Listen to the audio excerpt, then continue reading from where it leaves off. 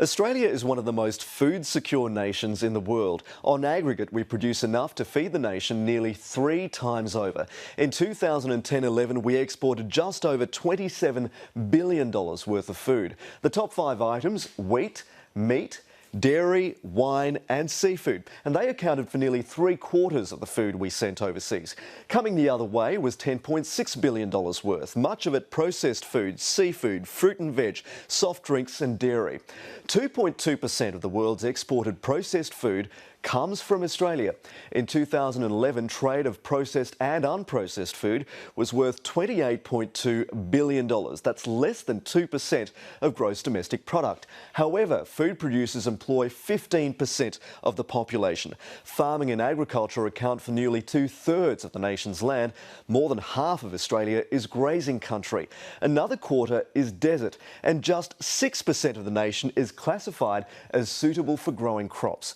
Nevertheless, that's 460,000 square kilometres, which is nearly twice the size of the entire United Kingdom. Much of Australia's land is naturally infertile and lacking in phosphorus and nitrogen, 2 of the key building blocks plants need to grow. Water is so scarce in some areas that, combined with traditional farming practices, even arable land is becoming more salty and acidic, hostile conditions for crops. Extreme weather events mean bushfires, floods and windstorms are eroding valuable, nutrient-rich topsoil. The strain is also being felt at sea. At least 1/5 of the nation's waters are classified by the Bureau of Statistics as being overfished. However, look inside the nation's bins and rubbish dumps and you might not know that food was such a valuable commodity. We throw out close to 8 million tonnes of food waste each year. According to the Department of Environment, that's about 361 kilograms per person per year. And while we revel in the nation's abundance, other countries want a piece of it. A recent run of foreign takeovers has raised concern about the nation's food security, prompting the government to set up a register of foreign-owned farmland. What figures the government has collected suggest there's nothing to worry about. It shows 89% of Australia's agricultural land and 99% of agricultural businesses are entirely Australian-owned, and that the figures are similar to the levels of 30 years ago. Whatever the constraints or concerns, some believe there's no cause for alarm because science and technology will come to the rescue.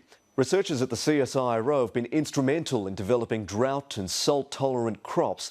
They're using stem cell transfers to produce high-yielding varieties of beef. They've made vaccines for disease-prone fish bred in farms and tanks.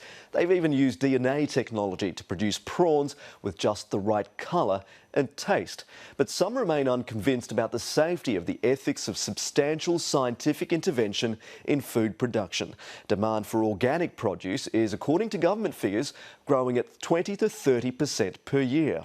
At the heart of all of this is the desire to have control of where, how and in what quantities our food is produced and how profitable it is.